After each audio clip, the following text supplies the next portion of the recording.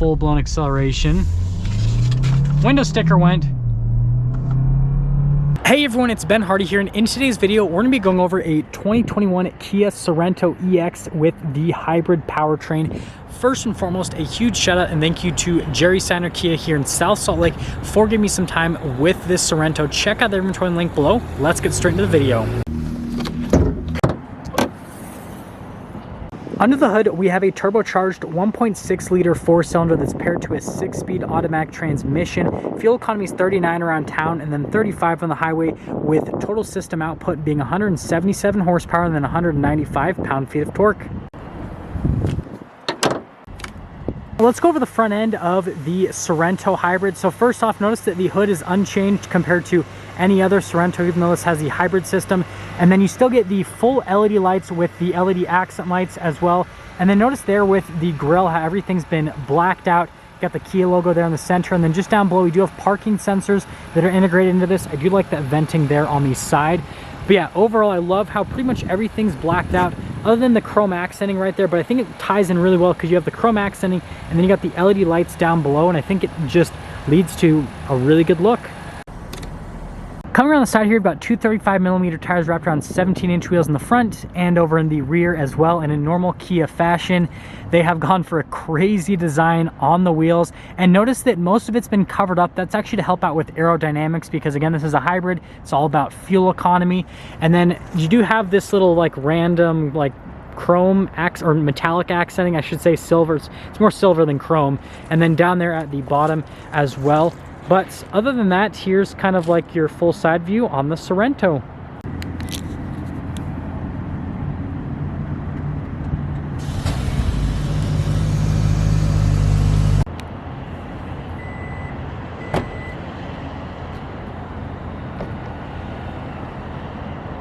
Now let's pop into the back of the Sorento. So first off, you actually get some extra storage just underneath there, and then this is pretty cool. This is for the second row. You press those buttons and then those will throw down the seats in the second row. So for example, let's actually press the left one.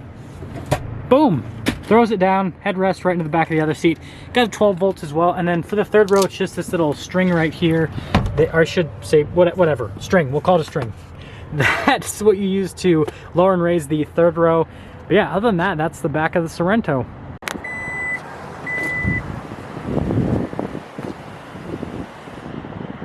Go over the rest of the Sorento. So first off, you guys can see the lights here in the back. I think it's a pretty cool look with those.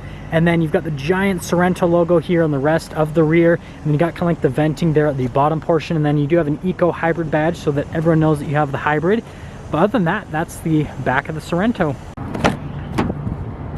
Let's go over the door panel here in the rear of the Sorento. So first off, really nice soft touch here with the stitching.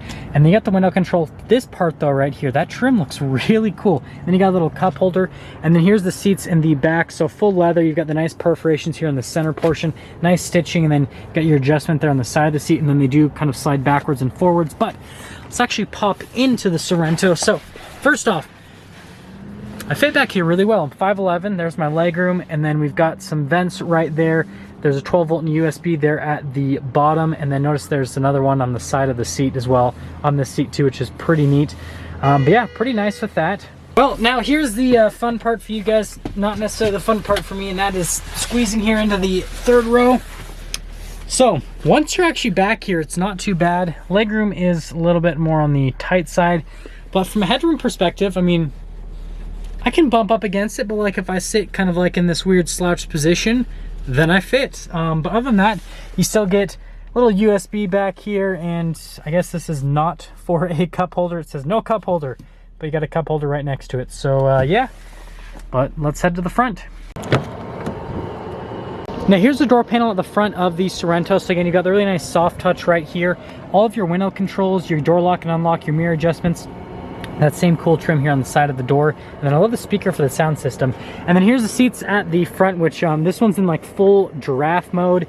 But you guys can see you've got nice soft touch perforations all over. And then we do have the adjustments there on the side of the seat. And then you got the pedals just down below. And then up above, we've got the little release for the rear hatch, your stability control, your lane keep assist, or sorry, your lane departure assistance. And then your steering wheel is manually adjustable. And there's one more look before we actually pop in.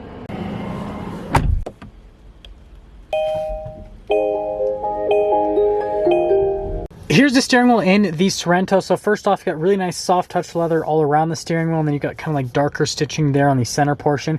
We've got our cruise control, which does have the follow function, your lane keep assist, a little pages button for the center screen, and then the other side you got your phone controls, volume, voice command controls, all that normal stuff, and then all the blacked out trim right here, which I think looks really good. And then there are paddle shifters on the back, so you can shift the gears yourself.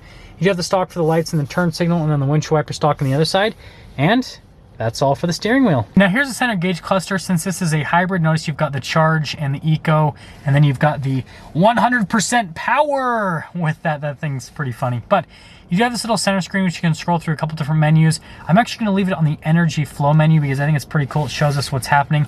And then we do have the different drive modes. You've got your Eco, you've got your Sport, and then your Smart as well. Notice that it turns on the engine. Second, we go into the Sport mode, starts charging the battery a little bit. And then we've got the Smart mode as well, which is gonna be kind of like your, I would say that that's kind of like your normal / comfort driving, whereas Eco obviously is gonna get you the best fuel economy.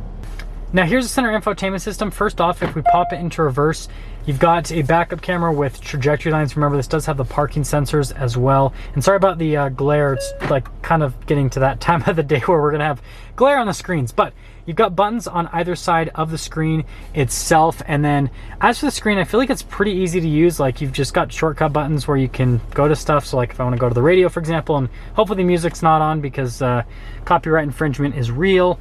But yeah, I feel like it's a good infotainment system. Response time on it's good. It's easy to use, and I'm glad they give you some analog buttons. And there's also like shortcut buttons on the screen, so like you can just go through the things. I always try to swipe. I don't know why, guys. It's just like a force of habit. And then last thing, this does have the Android Auto and Apple CarPlay already built into it, which is pretty cool. It's got a quiet mode as well, and now that's all for the infotainment system. Now down here in this whole area, we've got the climate controls, so you can control that via this system. And you do have the dual zone here for the front. And then I love the vents here because the vents are really well labeled. Like if you want it closed or if you want it open. It's pretty simple, and it shows you on the vent itself what does what. Most cars don't do that, so it's nice that they do that. And then you've got some more vents here. Lots of vents happening. And then down here, we actually have this little tab where you can cover things up, or you can, well, press it. You've got to press it the right way though. There we go. I finally have the magic touch. You've got the USBs in there, all that kind of stuff. Some extra storage space overall, and then it does also have the wireless phone charger integrated into that area, which you can just slip your phone right there. Heated seats on either side, and well, that's all for like that section. Now we've got some more stuff happening here, a couple cup holders, some extra storage, and then we do have a dial shifter for the transmission select. Pretty easy, and you push in for park. And then you got your drive mode select, your parking sensors, your hill descent control, you got your parking brake right there, and then this is for the camera. Basically just pops it on, so you press it and boom, pops on the front camera. Auto hold as well, and then here's the center console, which decent amount of storage space, and it's got nice stitching there on the top portion. And then again, more of that trim. I really like that. It's cool. And then you got the nice soft touch there at the top of the dash. And then opening up the glove box, it's got tons of felt, really nice, and that's all for that. Now up top here, we do have LED lights, and then notice that we do have a full panoramic sunroof as well. The control is just right there in the center, and then this does come with a lighter colored headliner. Well folks, we've got the window sticker here, so feel free to freeze the frame on any parts. You guys can read all of the equipment that this has if your heart desires to do so. But you guys can see the base price. This does have some optional equipment, but there is the total price after all options, $38,020. Let's take this EX Hybrid out and see how she drives.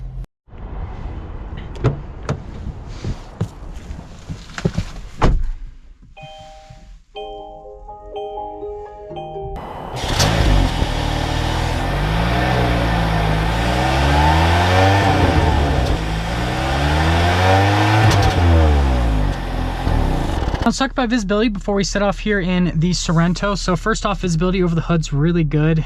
With the Sorento, it just kind of like abruptly goes down. There's your visibility through both of the mirrors.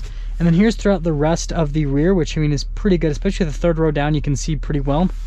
And that all being said, well, dial shifter. Let's set off. We're initially setting off here in the hybrid Sorento, and so far it's actually really nice. It's pretty seamless in terms of the hybrid system for the engine popping on to charge the battery, and then it popping back off once it has enough charge.